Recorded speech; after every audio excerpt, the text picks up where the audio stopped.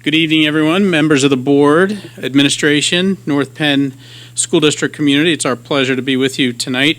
Mr. Schrader and I are going to tag team it a little bit this evening, and hopefully that will answer a couple of the questions that were already raised this evening on how the North Penn High School renovation project has been organized.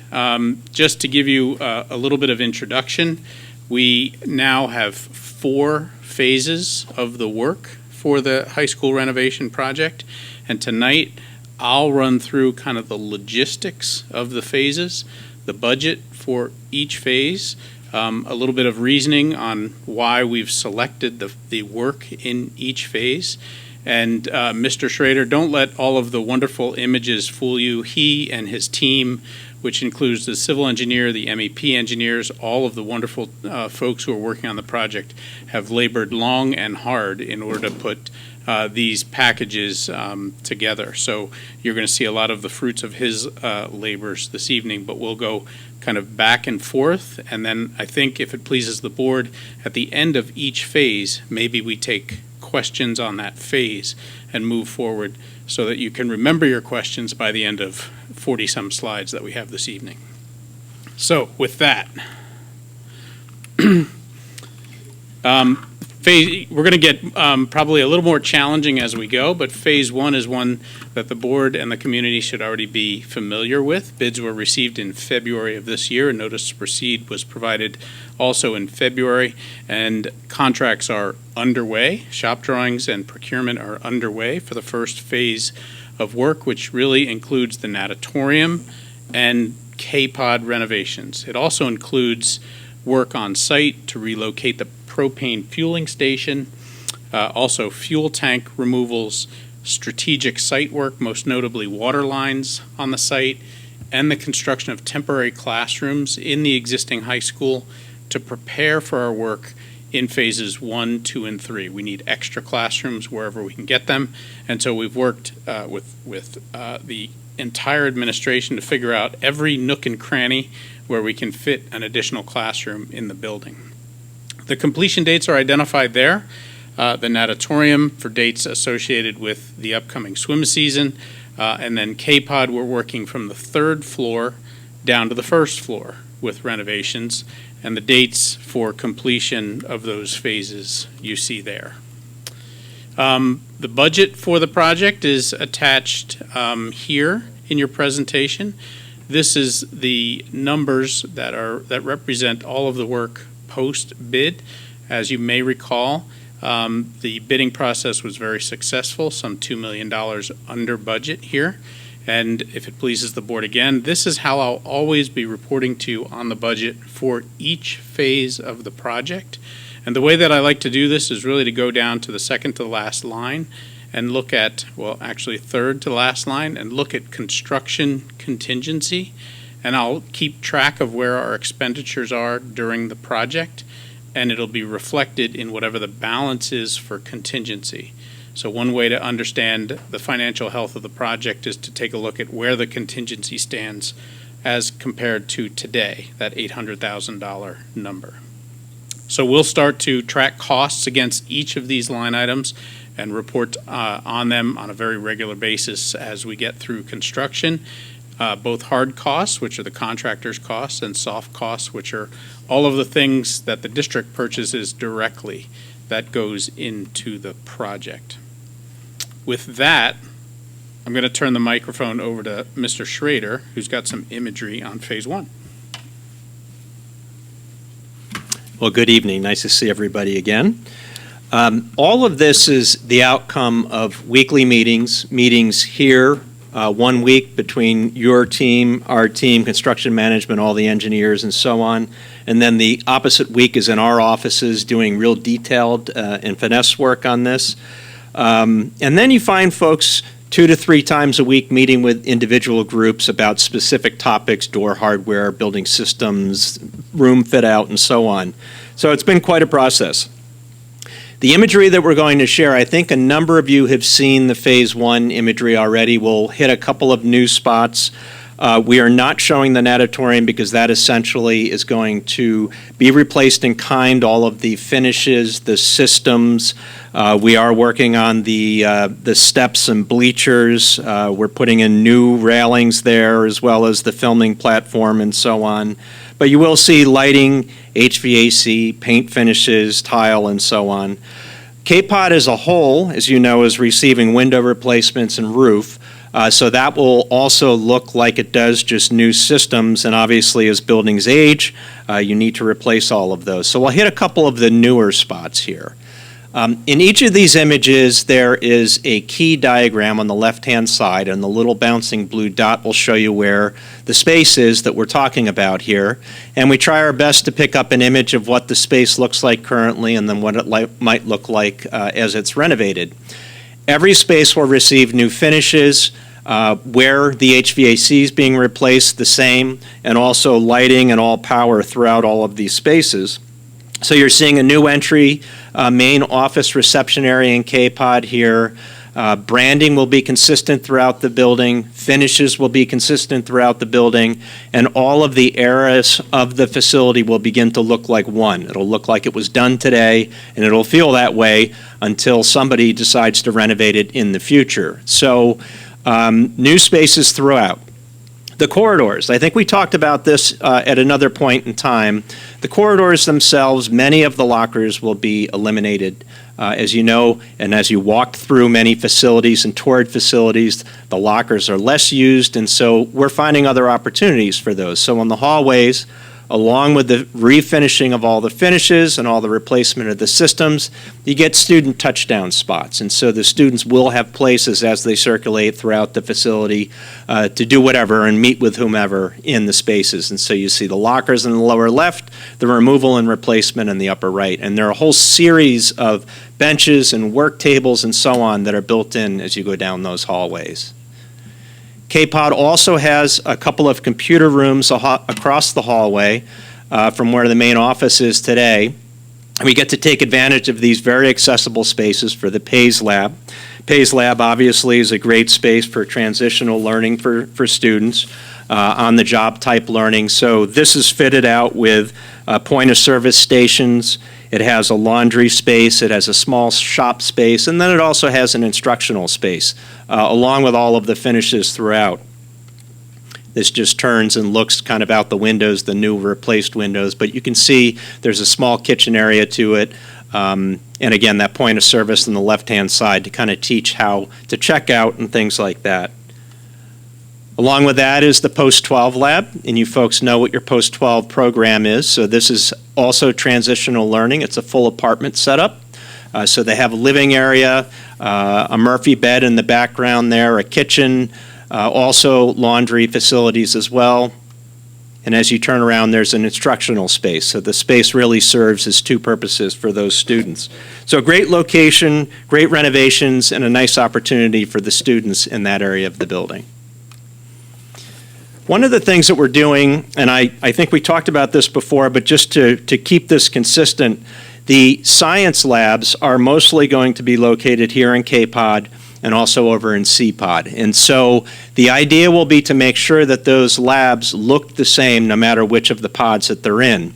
And so you're seeing replacement of all the cabinetry, the finishes, the HVAC again, and all of the teaching and instructional space. This will be complemented later on by some additional renovations that you'll see over in C-Pod. So nice renovations for your labs. Try it for phase 2, or do we want to stop and answer some questions about that? I got a couple. Okay. When you mentioned about trying to find classroom space to relocate students, does that mean we are trying to go with no modulars or just limit the number of modulars? What is the thinking with? That's a construction. Yeah. Okay. That's great. There are no modulars associated with the project. Awesome. Excellent. All right, that's good. Okay, that's a good answer to that one. You're correct. So I got a couple. I'm going to stick with one other question. And actually, it might be, I'm not sure who it's for. It's a soft cost question perhaps, but on that second slide or third slide, you have a budget item that says $131,000 for classroom STEM technology equipment. I'm curious, that's a pretty specific number, so what are we talking about in terms of that equipment? Basically, that's educational technology, and we keep it rather nebulous at the beginning of a project because we always know that technology changes. And so right now in many of those rooms, there are projectors and whiteboards, and the school will be refitting out those educational technology components as a part of the project. And I believe we're still sticking with projectors. No, smart TVs on carts, right? TVs So these on, are- not like ViewSonic boards or, they are ViewSonic boards, okay. Thank you very much. Yeah. Okay, I'll,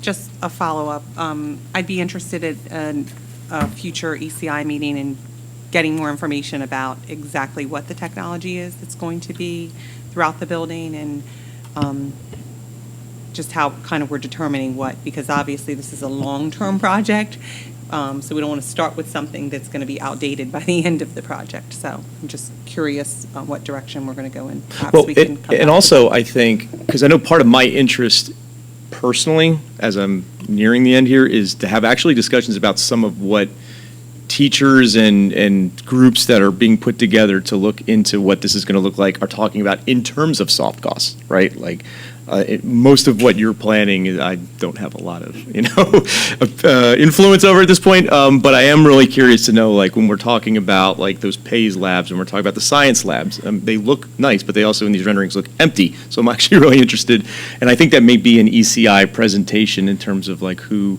whatever groups are discussing those, because that was probably most of the rest of my questions there. Yeah, I can give a quick 30-second update on the technology. Right now, we are planning ViewSonics in every classroom throughout all of the teaching spaces. However, we are putting data and electricity in the presentation walls and in the middle of the ceiling, so it could easily, to your point, Dr. G, over the course of 5 years, there may be technology that has not yet been invented, but the rooms will be ready to receive that technology in 2030 and 2031 and 2032 when it's invented. So right now we're staying with the ViewSonics. They're modular, they're able to move around, and they fit the needs of the building right now, but we will have the rooms outfitted for quick outfitting of technology as it comes about. They're also, as I understand, about a fifth of the cost of a smart board. Correct. Yeah, Yes. so. Before you sit down, Dr. Nicholson, I'm sorry, Dr. Nicholson, teachers have been involved in those decisions, and, Yes, absolutely. okay, so groups of teachers Yes. are. Groups of teachers have been in. We've talked about what the classroom look and feel will be, what the furniture will be, what the technology will be. They've been involved in all those discussions. And they've had a chance to, like, we've gotten a board out to them, they've had a chance to play with it, and, The high school currently is outfitted with ViewSonics in every classroom, or Okay. just about every classroom already. So that is not going to be new technology for anyone. okay, thank you. Is it okay? I was just going to add, Dr. G and Mr. Fusco, that we can plan for that maybe at the August ECI meeting. Okay? Thank you. I think this is for Mr. Lynch. So on the slide with the cost summary, the $800,000 in construction contingency, let's say it's not all utilized in Phase 1, does that roll to Phase 2? To be clear, that is the district's money, and Oh. so whatever is left rolls to whatever phase or purpose you would like to use it for. Okay, great. And then, this is sort of like a special meeting, and I'll pivot to Dr. Bauer, regarding how security will be maintained, because the technology in the natatorium and K-Pod will be updated and will not be what's happening in the other pods, right? Mr. Slaughter's looking at me like I lost my mind again. I'm trying to understand your question. Michael, So the question is, as we're upgrading technology in, say, the natatorium, security specifically. yeah, new security systems, new cameras, and they don't necessarily, How do Yeah. we maintain security? And maybe this is a safe schools agenda item at some point, I don't know, but, No, so We'll need you at a microphone. implementing new- Microphone. I'm sorry. Sorry. Sorry. Yeah, just for television purposes, thank you. Fix your hair, please, before you go into it. I forgot my comb today. So, we're all good. So, yeah, we're going to be running two systems at the same time. So there are systems that we are going to be replacing as part of the construction project. The old systems will be up and running at the same time as we bring the new systems online, so it's going to be a little bit of extra work. But, for everyone involved, so like Mr. Rohn is going to have two separate systems running the building that he's going to have to bounce back and forth to. But as we get further along, a higher percentage of the school will be over to the new systems. Eventually, when we get to the end, we'll be 100% on all the new platforms. And then at some point, you'll shut down as you go, or the plan is to shut down the old system once the full project is completed? No, as we go. Okay, thank you. Guys, one more quick question, specifically on the chemistry lab here. I apologize because you were making your way back to your seat. There are traditionally in chemistry and science classrooms safety areas where the rinsing can take place with the chemicals. I didn't see it here. Just want to make sure that's still in effect. Yeah, it's on the backside. Yeah, Okay, it's gotcha. included, and where there are no floor drains in Phase 2, we will be adding floor drains to make sure that's captured. Spectacular. Jamie, Thank can you jump to slide 24? Keep going. Keep going, keep going, keep going, keep going. Almost there. Keep going. Almost there. There we go. There's a shower on the left there. Thank you. Appreciate it. Yeah.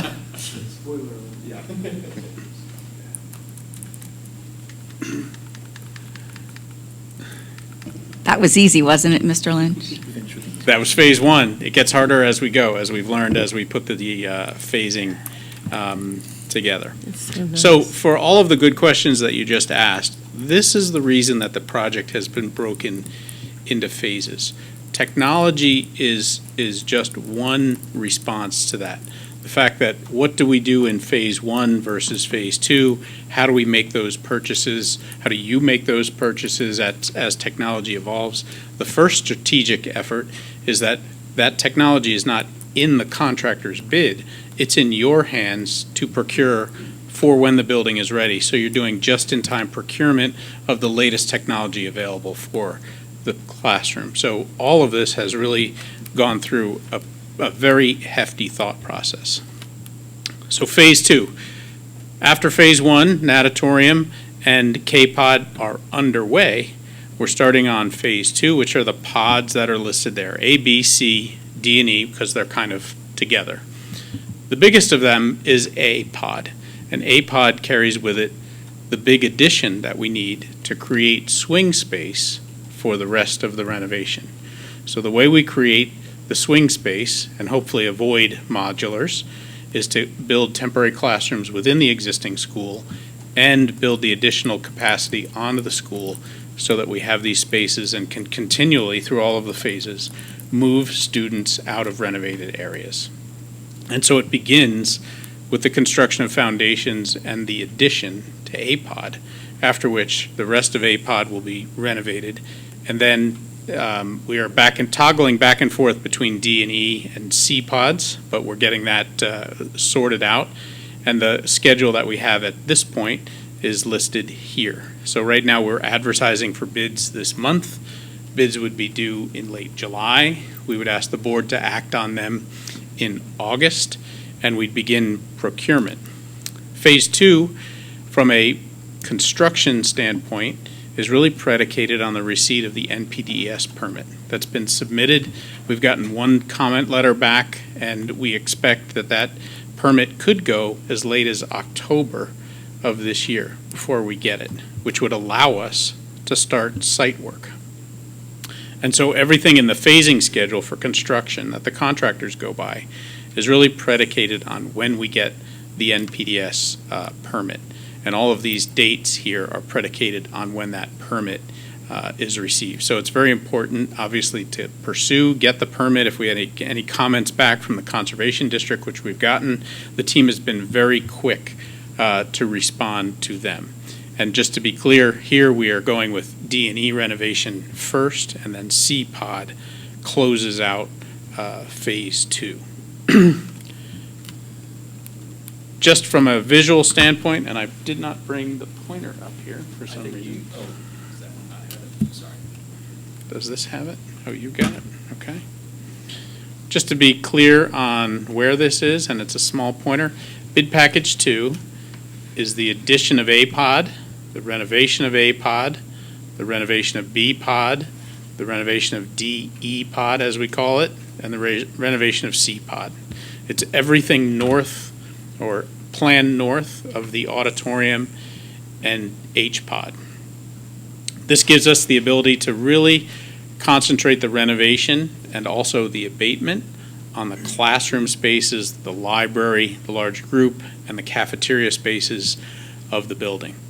We've separated it from phase 3, which is really the balance of the building, really based on the overall contract value and the desire to have local qualified contractors be able to participate in the bidding process and not absorb all of their bonding capacity. So we've made what we feel is a project that is right-sized for the largest contractors in the region, who we commonly see on projects of this size and type, to be able to go after this work, as opposed to having contractors for a much larger project come from out of the region in order to work on the building.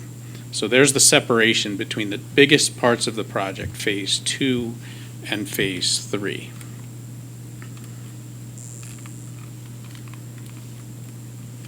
Whoop, going too fast.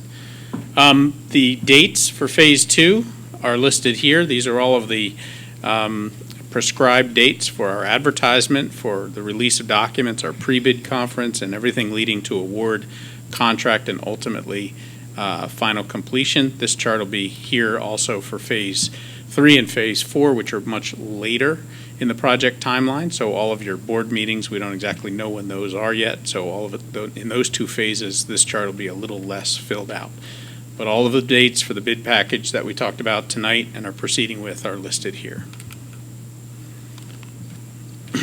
And then the budget, I apologize for the size of the budget on phase 2, meaning the size of the budget on the slide, not the amount per se, but it is listed here. Same format of hard costs at the top, and that has additions and renovations, exterior shell upgrades, site improvements, and demolition. Our electrical, mechanical, plumbing contractor, the environmental contract, is in phase 2 for total construction costs just over $100 million, and associated soft costs on the lines below, all very similar to what you saw in phase 1 for work associated with phase 2.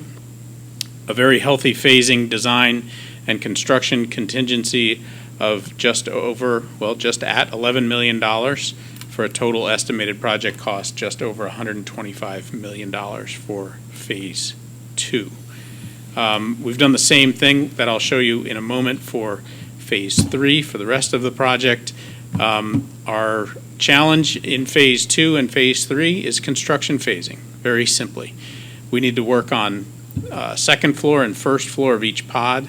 We have abatement to perform in each pod, and then we have to go through and systematically renovate each pod and provide all of the finishes that Mr. Schrader's about to show you.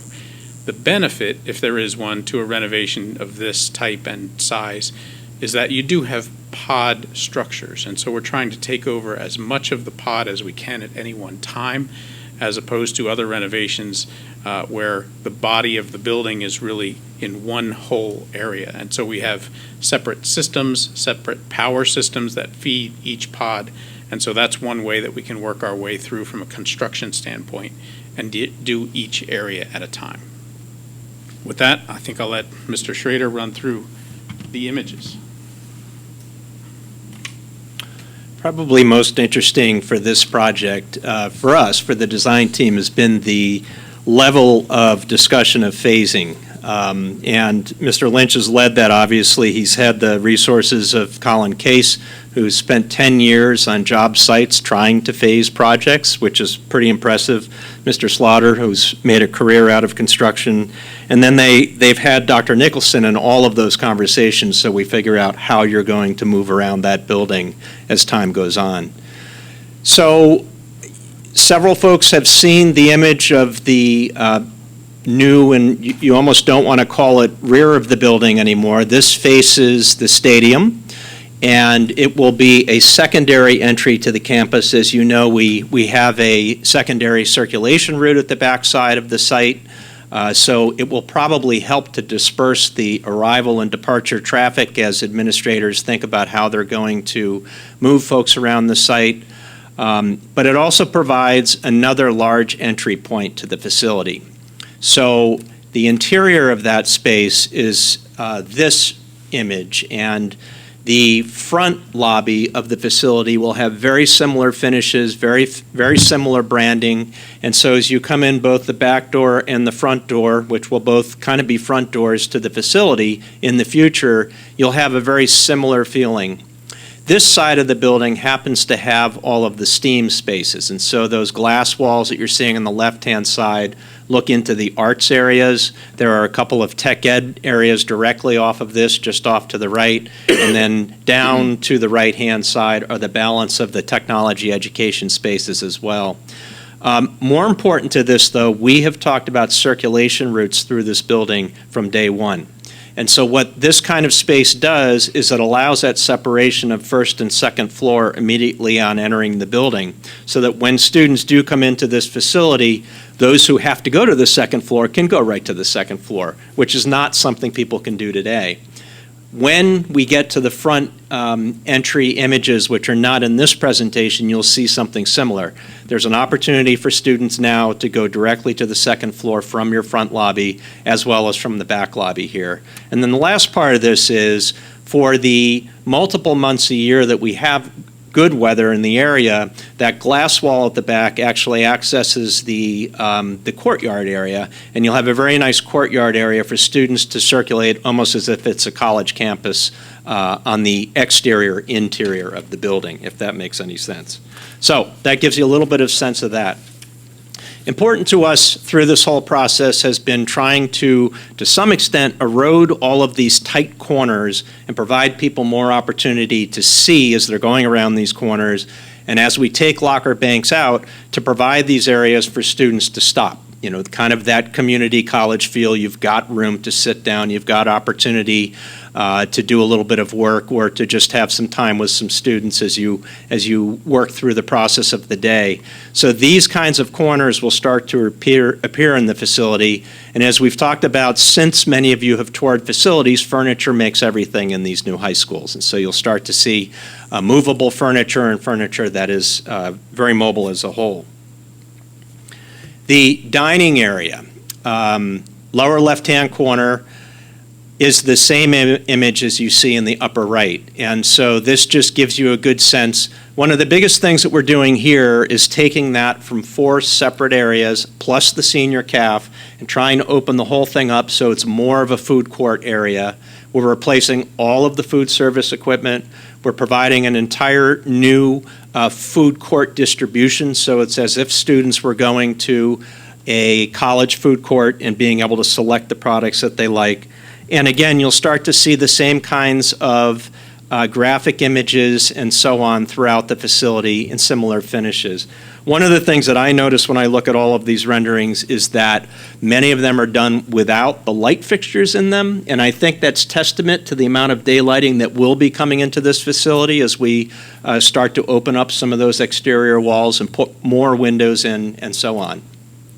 This is just looking a different direction. This actually looks across to the senior cafeteria at the very center back of that, and that's a very different image than what you see today, as you can tell. We are changing the bathroom configurations in 4 of the bathroom areas of the facility, and so the goal today, of course, is to try to create universal design in the facility, and so these are some of those individual toilet stalls and hand washing stations in the building. Again, there are 4 specific areas: the addition, the dining area, and E-Pod, D and E-Pod. The balance of facilities throughout will be the traditional bathroom setups, but this gives you a sense of what some of these might look like as time goes on. Classrooms as a whole. We did not show some of the classrooms in K-Pod in the initial renovation. There are, I think, two rooms, if I'm not mistaken. But the balance of classrooms will be very bright, new finishes. And behind you, you're seeing more daylight coming in because we are opening up the exterior walls with larger windows to try to bring more daylighting into the facility as a whole. And this image kind of gives you a sense of that. Dr. Bauer had us go right to this because of the hand wash and eye wash and shower station in the left-hand corner. But what this also displays is the similarity to what K-Pod will look like, so you know that the two science areas look the same, and also the greater window area on the exterior wall, so there's more daylighting coming into all of these classrooms. The library or media center is a big renovation in this facility. The idea here, again, we talked about eroding corners that you may walk around. This tries to open up the library area to the two corners, the two diagonal corners of the D&E pod area. And it provides similar finishes to the new back addition lobby as well as to the existing K-Pod entry lobby. And all of the entry lobby sequence that you'll go through. Obviously, you're seeing it devoid of any technology or books or people, but this will be a very functional and lively space. There will be two nicely contained classrooms directly off of this that can be used directly by this space as well. And the finishes go out to the two corners so that it connects this space much more to the academic areas of the building. You are seeing the drop in floor here, so that drop in floor we actually utilize, the same one that you currently have, but it opens itself up to a very nice seating area, not just a stacks area. And we've talked about A33 and C39 since the beginning. And you'll remember at one point in time, these did have popped up roofs trying to bring daylighting into the center. But at this point in time, they don't have that, but they have all of the same components that we looked at from the beginning. Nice finishes. You can see at the lower left-hand corner, it's the curved seating areas in A33. Those are removed, and we put in the straight across seating area. There's an accessible location in that upper right-hand corner. There are accessible indents in the lower corners, and the space provides a great technology area as well for students, and it connects those two floors of both A and C pods very nicely. I think the big one here in these is there's the corner of the second floor in A pod, and when we take those walls out and take some of the mechanical spaces out, this is the kind of open area that you'll see in that connectivity that we talked about from the very beginning of the project in both A and C pods. Probably the other thing that we've talked about since the very beginning of this project, besides traffic throughout the space, is wayfinding. And so in strategic corners of the facility, you'll start to see this kind of wayfinding. This happens to be the A-pod entry, and we're not labeling which rooms are where. Instead, we're talking about primary components of the building that might be located to the right or to the left, and whether you're on floor number 1 or floor number 2, and what those space types are. So this will be a consistent graphic that is in strategic traffic areas of the building to try to help people locate where they are in the structure. Should I jump right into? I have questions. Okay. I have multiple questions, so I'm going to try to. First, I'll just say compliment you on, I love the wayfinding, especially for the 9th grade parents on back to school night, who were like, what? Just the natural light, and I just think it's just going to be such an inspirational space for the students to work in, especially all of the open areas, so that it can feel more like you said, that community college feel, because that's really what we're training our kids to be able to do, right? To be able to have.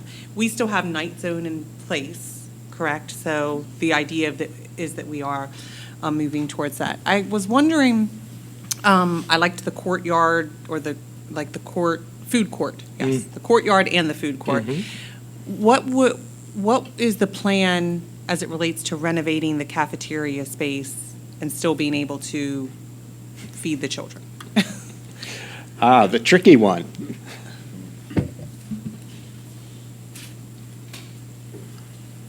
So it's a very good question, and the challenge, I see Mr. Slaughter coming up to help me out as well, is that I can't renovate the kitchen cafeteria in 8 weeks over the summer, I'm sorry to say. We have new utilities that need to go under the slab. We have obviously a kitchen to install and all of the related utilities and appurtenances. And so we've arrived at an arrangement. In part of the senior caf, there's temporary classrooms. We have to take the cafeteria offline, but still provide food service for kids in the building. They won't eat necessarily in the cafeteria, but instead over in the auxiliary gym during that timeline. And we have temporary provisions that will be set up for the time that we don't have a cooking kitchen in operation. We're doing our best to do everything we can in order to do most of the work over the summer, but unfortunately that work really is relegated to the demolition of the existing kitchen, and the construction of the new has to follow it during the school year. So that's a quick What's the sum period up. of time that we're talking about in terms of the time during the school year that we wouldn't be able to specifically serve warm meals to students? Very, very good question. We have to get through A-Pod, the new construction, the renovation, the second floor of B, and the cafeteria is on the first floor, and then we get to that. So we need all of these things to line up, including that NPDS permit that I identified, which allows us to start. In order to hit our target of doing demolition of the cafeteria during the summer of '27, okay? So all of those things have to fall in line in order to hit demo, and then we go from there. Full stage from demo to completion is probably a June to December timeline for a new kitchen. And Mr. Slaughter, you stepped up. I didn't know if you wanted to add. Sure. So we've already coordinated with School Nutrition Services on this. We're going to take the concession area that's over by the gyms and create a serving area out of there with warmers. That's to serve the auxiliary gym. We do anticipate we'll be bringing in some box lunches, but School Nutrition Services is developing a plan to prep off-site, bring food to the building, warm it up, and serve that way. So we're not going to be entirely serving box lunches or bag lunches during that time. Our goal is to serve warm food as well. Thank you. Mhm. I know it's tricky and there isn't a clean answer to it, but Yes, it was a lot of work to get done over the summer, so we had already started from the get-go planning on how do we temporarily serve food and what's our process going to be to prep food off-site and get it to the site as well. Thank you. I guess this is for Mr. Lynch, but I'm not sure. In Phase 2, there are two contingency costs, one for design and one for phasing that total $7.4 million. Can you give more detail regarding those costs and what exactly you anticipate? Because honestly, I think they are really high. Thank you for the question, and it's a very good question. We did the same thing as we approached the bid phase of Phase 1. But in Phase 1, we didn't have phasing, we just had design. I don't recall seeing design contingency for Phase 1. That's So- my confusion. So we did carry a contingency for the design. And so the design contingency is designed for anything that doesn't appear on the drawings, even at the 90% phase of the work. And so it's a contingency for what gets into the project during addendums, during any types of changes, et cetera. It's a contingency for bid day. Phasing contingency, I'm sure you understand, we have temporary walls and all types of temporary measures that we have to implement during the project. And then we carry a contingency for you as we go into construction. That's the third level. Okay, so phasing contingency actually has something attached to it, like you're saying, a temporary wall or something like that. It does. Where the design would be, if there, again, just to repeat so I'm clear, the design contingency would be regarding a change, even at the 90% drawings, and then you've got to go back and not start over, hopefully, but, all right. Okay. Correct. And so if I can do it as a math equation, we're identifying $100 million in total construction costs I and the know. hard costs. And that could be as high as $107,000 and $400,000 on Okay. bid day if all of those contingencies are absorbed in the construction price. We Okay. would love to be, in our estimate, the second lowest bidder for you. Absolutely. I'm with you. I Okay, hope that thanks for makes that. sense. Couple other questions. Why are there two different bid dates? There's, I believe, a July 17th and then an alternate July 22nd bid date for Phase 2. Terrific. So we never know exactly what's going to come up during the bid phase of a project. We could find that there are questions that need to be answered or something that we discover as a project team that requires an extension of the bid due date. And so for a project of this magnitude, we would always identify a planned date Okay. for receipt and a backup plan. Fortunately, that's a July thing. Especially when we do this in the wintertime, you can imagine we have an alternate date because sometimes weather plays a role, but I would expect July would not Okay. present All right. us with that Thank challenge. you. And then, this is probably way down in the weeds, but so when I see all those open spaces, Mr. Schrader, those areas, do they have many charging stations or outlets for students and their technology, electronics, and, Obviously, lessons learned from past projects that we have to provide as many of those as possible. Mostly, there'll be electrical outlets because our technology changes day to day, unfortunately. So you'll see a lot more power outlets for folks to charge things than you will USB or USB-C or anything Okay. like that. All right, and one last thing. And this is an awesome presentation, thank you. ADA compliance, or highlighting some of the previous comments when we heard about that large area A33 and the ability for wheelchairs to access it, not just at the bottom, but to be able to access it at different levels. Also in the dining area, if you could let us know what that looks like and highlight them just as you did the wash station in the lab. Sure. So probably not showing up well here, but if you went to the left or right I'll start with the media center because that, as you know today, has the drop already.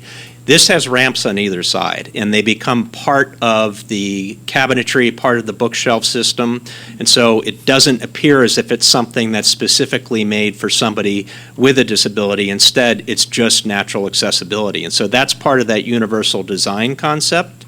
As you move through these kinds of images, we will never get away from the stair system solution. And so we're still stuck with the providing access at the bottom and providing access at the top.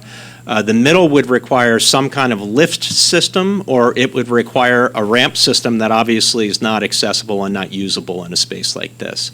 So it's the same as an auditorium where you provide at the top, middle, bottom, and you are ramped from the top and bottom. So that's how we have to deal with these kinds of spaces. Can I ask you a crazy? Can I interrupt you just for a second? Draw your attention, and this is kudos to David's team. When we were looking at this, we said, so if you look at the image in the lower left-hand corner, that's the current image of A33. A student in a wheelchair is not getting to any level. They are sitting separate from their colleagues or their peers, right? So in conversations with Eric and David and Devin, you'll notice these cutouts there in the first row, so the students actually can sit among their peers. And if you were to swing the camera in that lower left-hand image and look at the front of that room, there's a stage. The student wouldn't be able to get up on the stage because that was not ADA accessible. There's no stage in this imagery. So it is flat, it's an even playing field. Okay. So it's not perfect, but it is far more accessible. And up in the top right corner, David, do you have a pointer? I don't know if you do or not. Had one. There you go. There we go. In the top right corner, you'd have to look behind you. Yeah, a wheelchair could actually come out onto there as well to be a part of the class at the higher level too. Okay. So not just sitting in the back. So trying to find ways to be more accessible, not perfect, but definitely an improved situation. I appreciate that, and because you have been so thoughtful and have provided this universal design, I think it's important that we hear about it, but also the community hear about it as you continue on. So I thank you. appreciate that. Thank you. Yeah, I just have one question. When we toured the Upper Marion building, which, by the way, I was in last week, it was interesting to see kids in it and see it actually in use. There was discussion about the classroom spaces functioning more like on a college campus where they were more shared than dedicated to one particular person. When I'm looking at the classrooms, I haven't seen like an image of like a collaboration room. Are we, because of the failure of the referendum, getting away from that concept? Are we still staying with something that's in that same line? Teacher. No, we actually, I'm sorry, we probably didn't highlight that. In a number of the clusters, we do also have teacher work areas. Great, So okay, they're cool. a little bit less than what you saw at Upper Marion, but they have similar components to them as Yeah, well. all right, fabulous, thank you. Yeah. Dr. Nicholson, can you speak to the second part of Mr. Fusco's question about kind of the shared versus dedicated workspace and the opportunities to have a biology class in here one period, a chemistry class in this space the next period, and kind of utilize spaces for different purposes, I guess? Sure, and I think what we're going to find is it's going to be a mix after the renovation is complete. There will certainly be some shared spaces. We share spaces now. We may have a math class in a room. Periods 1, 2, 3, and fourth period, we may have some other sort of use in that classroom, and we'll still have some of that. Excuse me, our lab space will be pretty much dedicated to chemistry for chemistry, biology for biology. Sure, we could use that for something else, but we're putting a lot of resources into those labs and the other specialty spaces to make sure that they're utilized as such. But a lot of the other classrooms, we do have a little bit more mixture of our departments amongst each other, but still together. So we do have the IPC space, the instructional planning centers, where that will be a mix of workstations for teachers and gathering space where they can sit, they can eat lunch, they can collaborate together as well. Can you talk a little bit about, right now we have, for those of you who don't have a high schooler yet, we have home offices because we have a large high school. So how are you planning to, is it still going to be organized the same? Because right now there's the home office and kind of everyone is located there. Is that going to be similar? Are you looking at a different dynamic now that you have the ability to make some changes to that? Great question. We are going to stick with the same basic structure. Where the home offices are, where the offices are, will be moving quite a bit. So the main office, which is currently in the center of the building, will be moving up to the front of the building. Some of the home offices will be not in the locations we know them today, but we do anticipate having the same structure where a couple assistant principals, some counselors, some support staff would all be in that office and serve the same grade level and loop with that grade level. So we went to that, we transitioned to that probably about 7 years ago, maybe even more now, and it has been a model that's worked well, trying to make the larger school into something a little bit smaller and really specializing in grade levels rather than across all three. I worked in both as an assistant principal. I can say I love our current model much more than I did having 10th, 11th, and 12th graders. So we are anticipating that, but all those office spaces will be new, re-envisioned, and have, in many ways, some more conference space and work areas for collaboration. One last question. You mentioned in the design the rear of the building also being a place of entry. Right now, Yes. everyone comes in through the front of the building. What will that mean for, so the home office would still be in the front of the building, or the main office would be in the front of the building. What will be at the back of the building? Are we going to have now like 2 check-in points? There'll be 2 security spaces? What would that look like? So we are outfitting both the front main entry and that new entry in the rear in the APOD addition the exact same way. So we would be able to do 2 separate check-in points. Whether we maintain that all day long or we let's say, shut down the back of the building after arrival and use it for some night events, that'll be something that we work out as we get closer and we open that and we see kind of how it works. There is additional parking out back of the building, so we're anticipating either moving a large number of staff parking spots to the back of the building or alternatively moving some of the student parking to the back. So certainly in the morning, there will be some bus drop off there. There will also be some arrival that happens, so we'll have security posted at that desk, similar to how we would in the front of the building, checking students in, scanning their IDs at that back entrance. After, let's say, maybe second period, when most of our students are in the building, we may shut that down for an entry point. It may be exit only, but we would still have security in that area. Sure. Hold on tight. Here comes the other educator with his questions. This looks like a building I would love to teach in, so kudos to you guys for making this quite an educational center to be proud of.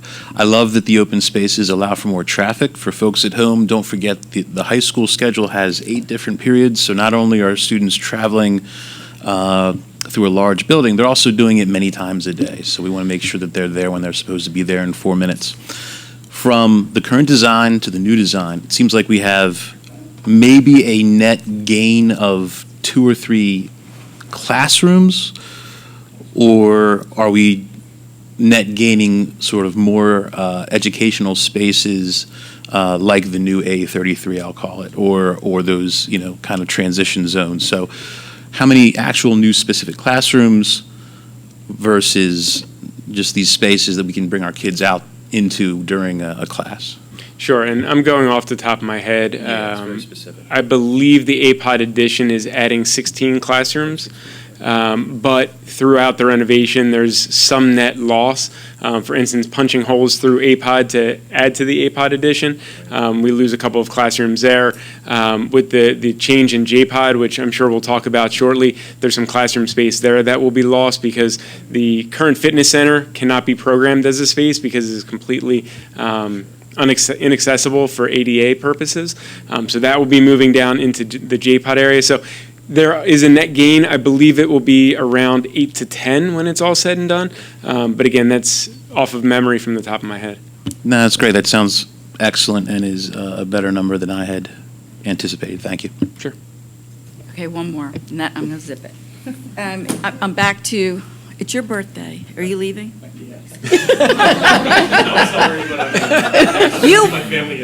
You wanted this, though. So. I'm sorry. I need to ask one more. Happy birthday, Christian. I hope you enjoy your cake. I do, thank you. You're welcome. So I'm back on that design contingency and phasing contingency. Would they come through as change orders or and where my head's going, particularly around design contingency? So if it is really at 90% drawings and we hear, there is a change, I just would want to know if it's something that's repeated or different or I don't know. That one bugs me a little. But I think it's a marvelous question. And here's the Really? reason why. First is those contingencies that we just mentioned, design and phasing contingency.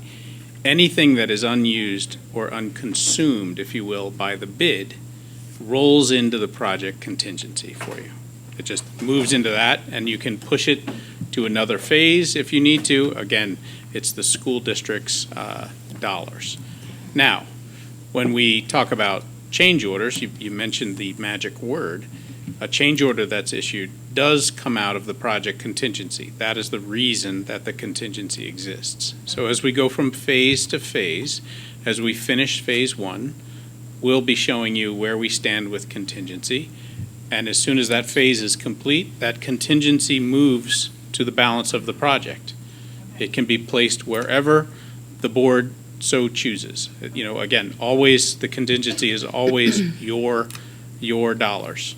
And so, of course, that's what you'll, use to judge the project as we go through each phase.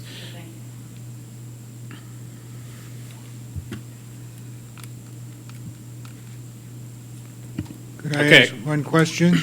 Yes. Do we go and present this to the public at any point in time? Besides in our meeting? This is the public.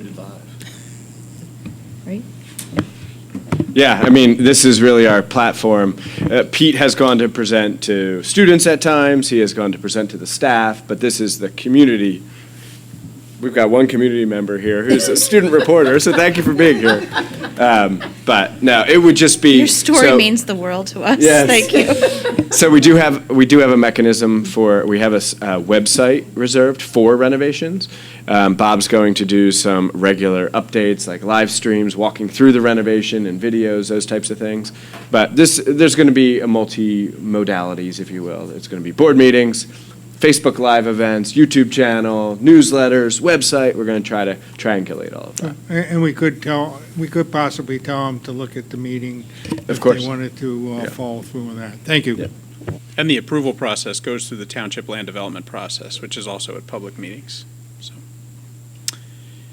okay, I mentioned that we had 4 phases, and I'm sneaking in a phase 2A on you this evening. Phase 2A is the replacement of the existing transportation building. And this component of the project is very similar in nature in some ways, from a phasing standpoint anyway, to the cafeteria question that you asked about, because we need to build the transportation building, get it operational, and then take the old transportation building down while doing what? Maintaining the transportation building and all of the services that transportation provides, and all of the busing for the project. Bless you.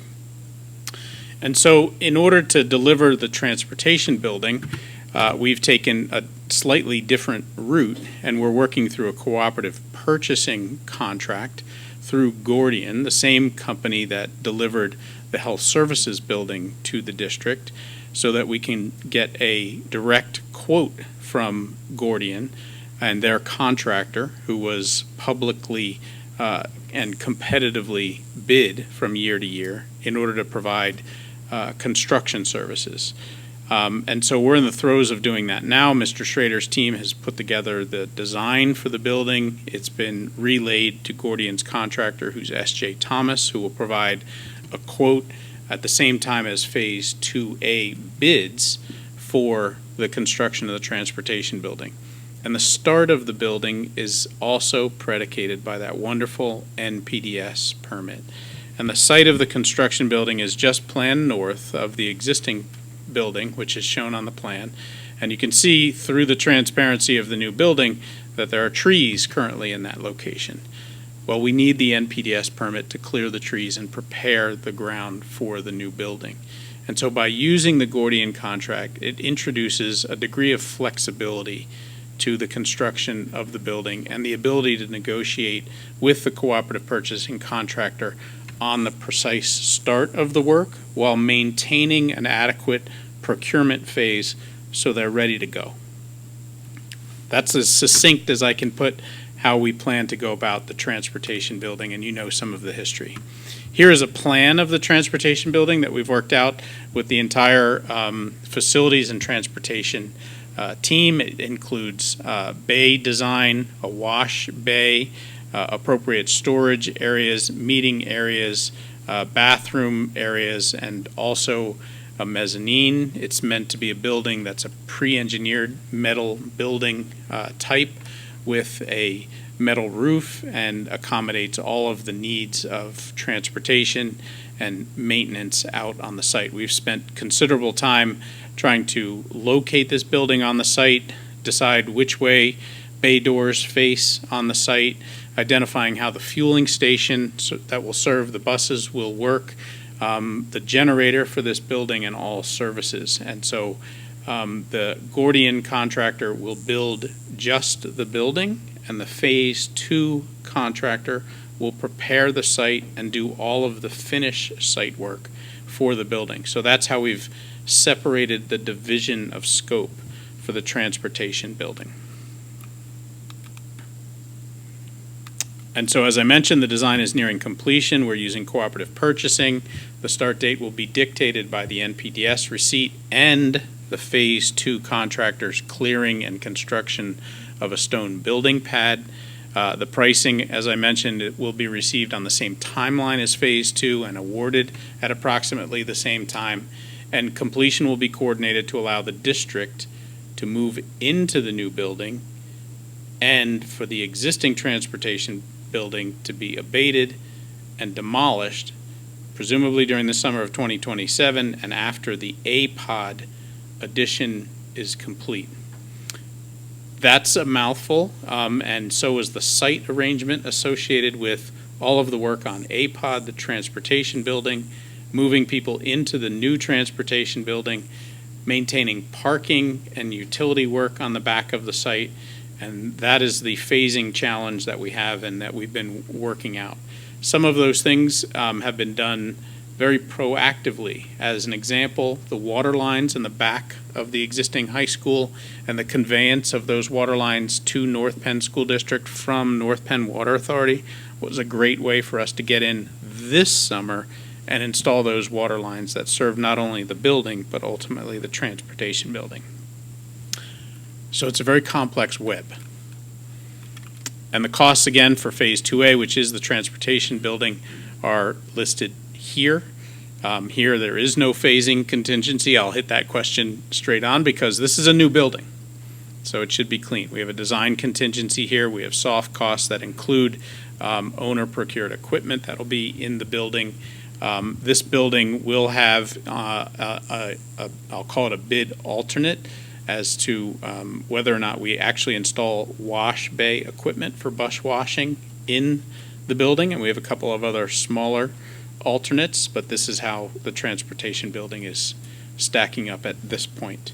And forgive us because we don't have beautiful renderings of the interior of the transportation building to show you this evening. Questions on transportation before I move on?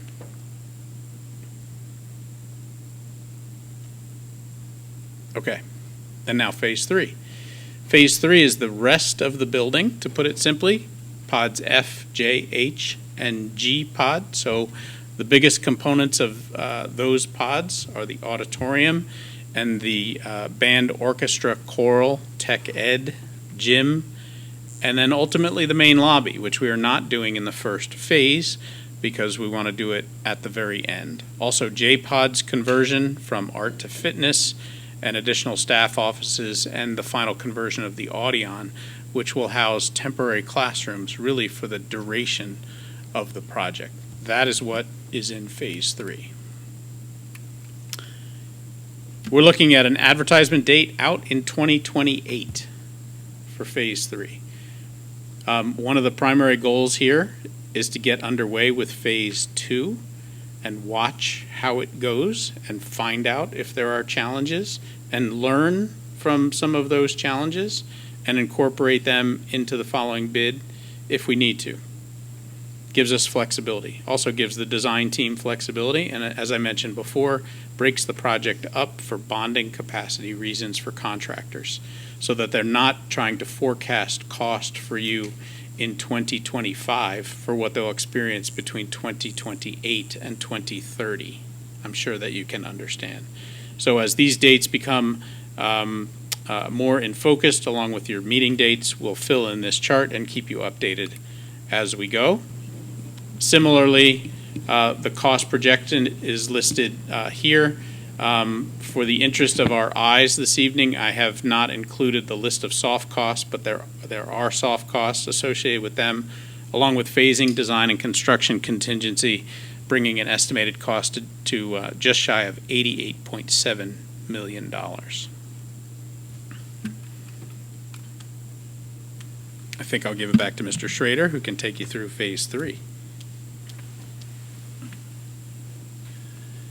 So just a few last images, and to kind of round out what will be the final parts of the project that Mr. Lynch just described. G-Pod and H-Pod, G being the athletic and physical education, H being the technology education spaces.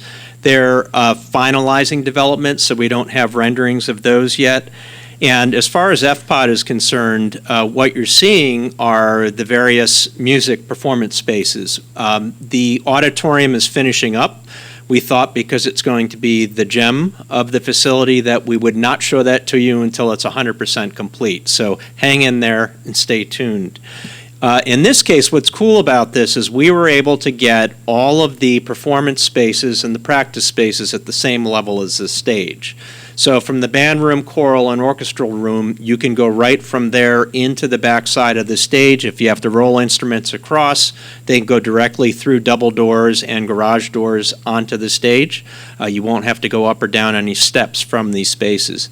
These spaces should look to you like many of the high schools that you've toured.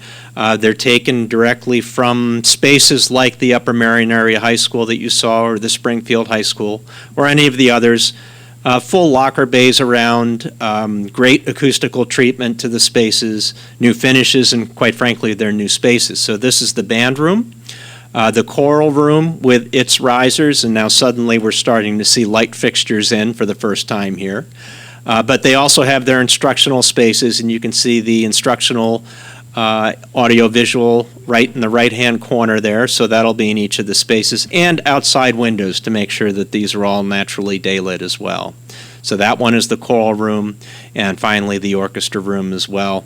So it's pretty cool how these are going to connect back and forth on an even surface to the stage, and then there are ramps up and down into each of the adjacent pods from these spaces.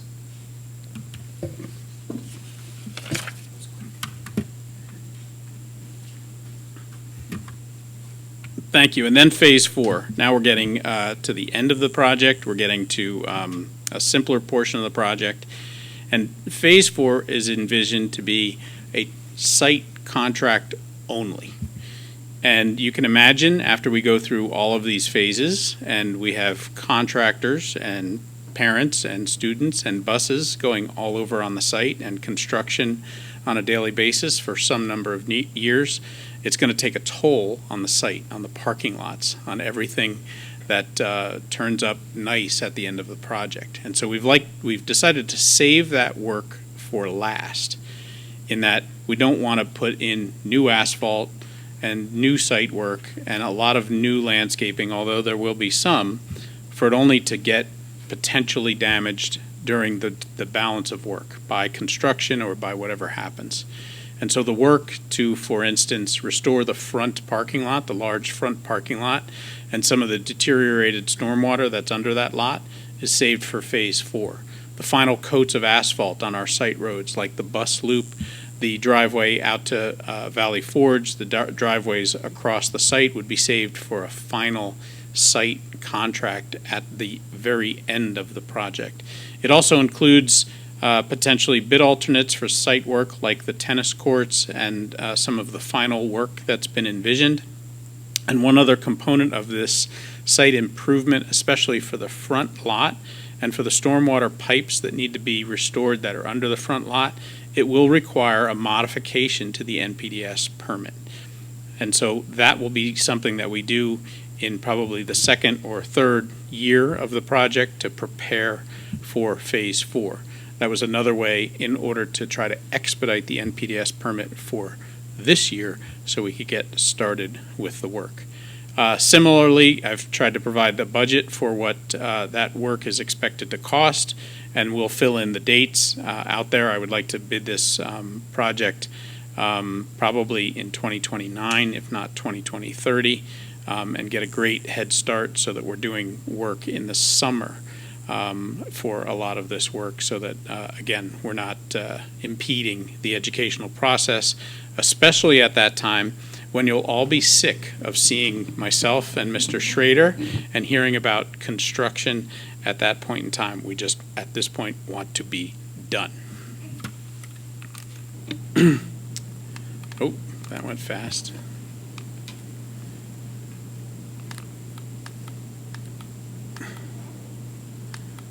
Not sure why I'm having trouble with this. Let's keep going here. The big finale. Just wanted to provide a slide with total project budget, so it has all of the phases on this budget slide. You've seen the 4 phases and then the grand total at the right. happens to match the 259 million and change that we talked to you about back in July of 2024. So that is the game plan. And that is also the last slide. So I'm sure there are other questions. Yes, sir. What kind of inflation is built into this project? So we have worked on a number that was approaching 4% as we've gone through and provided that type of escalation from year to year. We talked about that a lot. I think I recall when we had budget conversations and we showed you high, low, and medium costs for construction, so 4%. Just have a quick question. So, and I'm sorry, it's getting late, so maybe I'm getting confused. But I think, so I appreciate how each phase is broken down with its own budget. And I'm not even sure that you can answer this question, but like you said that the phase 3, I believe, is going to be bid in 2028. Mm-hmm. So, and you don't have a crystal ball either, so you don't know how the economy is going to be. But like if something, if, like God forbid, like the recession happens, like from 2008 again, like it seems to me that the chances of something getting cut out of the project are more likely in a later phase.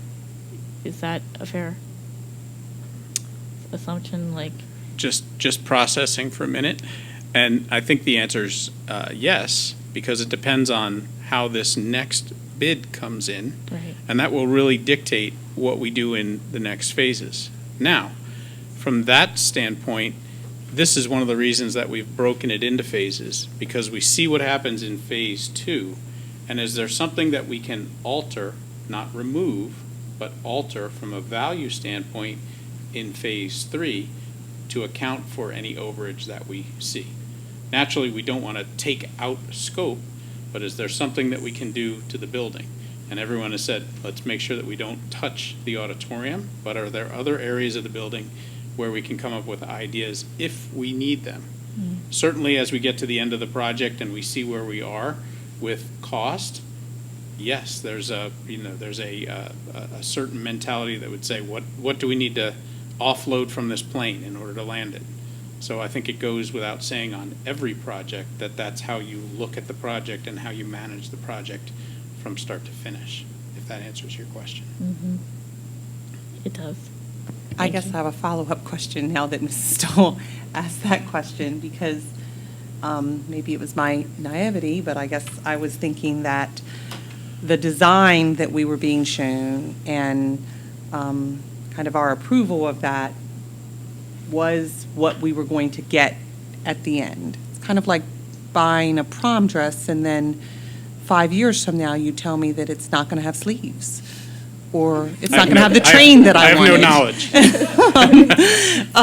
knowledge. I guess I'm wondering, I understand the tweaks to a project, but I guess I'm thinking we've budgeted for the project.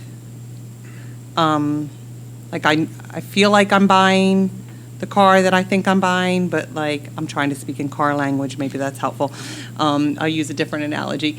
I just am wondering how much we're talking about that change could be based on what Ms. Stoll was saying. I guess the things that I see at the end of this project are important things. When I think about band, they're huge programs, the band program, the gymnasium. I mean, we don't have enough room right now for all of our phys ed classes. So those things being cut out concern me, the idea of them being cut out. When I believe that, I know that a recession could happen, but like we've budgeted for this. I'm hoping that this is what we're going to get. I know Mrs. Stoll didn't want to open a can of worms. But another way to look at this is that the strategy was chosen to increase competition. A project this large that will take this long will eliminate many contractors because they don't want to commit to a project this long. They don't have the capacity to commit to a project for this long, financially and resources and so forth. So by breaking it up, we're hoping that it is a cost containment strategy, increased competition strategy.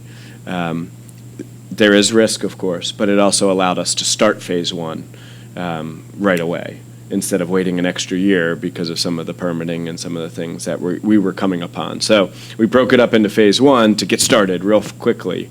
And then we're moving into these other phases for the reasons I outlined, and you've heard from Jamie as well, just to, telling some contractors, yeah, you're going to be on this project for 6 years would limit that competition. So taking it out in chunks hopefully will result in lesser cost, and then to ensure that things don't go over budget and things have to get cut in the end. So I think that's well said. And the other thing that I know that I can provide assurance to for is that no one on the team, on Schrader Group's team, our team, the district team, would take a component that you saw this evening from the project without the board's direction. So there is no, oh, we didn't get to fit that in type of statement. It would be, we're going phase by phase, and we're about to receive or put out for bid phase 2. We'll assess what we get from phase 2. We have a series of bid alternates, as we did for phase 1, that you'll make the decision on. We'll understand and assess where we are from a budget standpoint when we award contracts for phase 2, and then we'll do the exact same thing as we go to phase 3. Prior to phase 3, I would imagine there'd be a board meeting just like this to provide you, first of all, with a look at the auditorium, but also to reassure you that the components that are in the project remain in the project, that the prom dress still has sleeves. Thank you for that. And again, I didn't mean to open a can of worms. I know you can't predict the future. I just want to make sure that nothing gets taken out. And if you're gonna notify the board, that's fine. That's good. That's right. helpful. Yeah. We're going to do that, right? Right. Yeah. I think Mrs. Stoll just said she's going to run again. No, so. no. I'm going to be sitting there. You're going to sit there yelling at us. I'm going to make public comments. Yeah. I might also add, if I will, I know it's getting late, that there's that bad word that starts with a T, tariffs, that has been floating around. You've been watching what's been happening as well as everyone else. Wonderful to see what the stock market did on Friday of last week, knowing, that conditions changed kind of yet again with respect to that. To date, this is hardwood. There has not been a noticeable impact. We did not hear that from contractors on phase 1. We will hear mention of it on phase 2. There was certainly concern. You have heard that as well. There will certainly be opportunists in the U.S. market if there are tariffs that affect things that come from other places, where their prices will go up either because they're being an opportunist or because there's a lack of supply here stateside. But you're right, I don't have a crystal ball. From all of the reports that we see, from everything that we track, from talking to contractors and subcontractors, while there's nervousness and there are vendors who are holding prices for shorter periods of time, we have not seen the likes of some jump that we did during COVID times, which was something completely different. So, we've tried to protect the district from risk with this strategy, so that we are not going to be binding you to a large contract for a long duration, and instead taking it in bite-sized pieces. So I have a question that does not require an answer right now. I'm directing this to Mr. Nicholson and Dr. Nicholson and Dr. Bauer. But looking at the budget estimates and the financing of this is so sound. And I did not want to bring this up or talk about it until we had a solid plan for financing, a solid plan for the building. But are we looking for opportunities for grant funding to supplement either existing things in the projects or to be able to add on to the building itself? Can we have a segment on that at F&O sometime? Can you do that, Bill? Is Yes, that okay? that would be great. Yeah. Yes. We're pursuing 2 right now. And maybe, revisiting some sustainability things to talk about, that kind of thing. Any Giza projects? That would be great. So yeah, F&O would be a great place for that. So thank you for that. Yeah. Okay, thank you so much. And again, you all don't have a crystal ball, but it's been done, this whole project, I think, has been done very thoughtfully. You've you've answered all of our questions. It addresses the, I guess, the charge, marching orders of the previous board to create a 21st century high school. Also, not what we haven't talked about is all the improvements in the infrastructure, the HVAC, the electrical, the energy improvements. So all of those go hand in hand, which are the foundation for this whole effort. So I feel really confident in what we're doing. I think Mr. Scrocky put us really in a good position. He was very conservative and very detailed with his financial analysis and the borrowing out 30 years. So I think that all bodes well for us. And even though I'm not a fan of change orders and contingency, I think your phasing approach is a very, very healthy and respectable way to do contingency for us. So thank you for that. So anyway, it was a long presentation, but very much appreciate it. Thank you. We appreciate your questions, your support, your participation, and that of the entire North Penn community on this project. We know how important it is, and we're really grateful for all of the very detailed attention paid to many parts of this project. So thank you And very at times much. too detailed, but I appreciate it. I really do. On a serious note, we're really excited about it. It was very exciting tonight to approve the motion to move forward with bid package for Phase 2. That was exciting. So thank you again. Thank you. Any other comments or questions? Okay. If we're good for other business, I just wanted to thank Mr. Linderman. This is his last meeting. Thank you.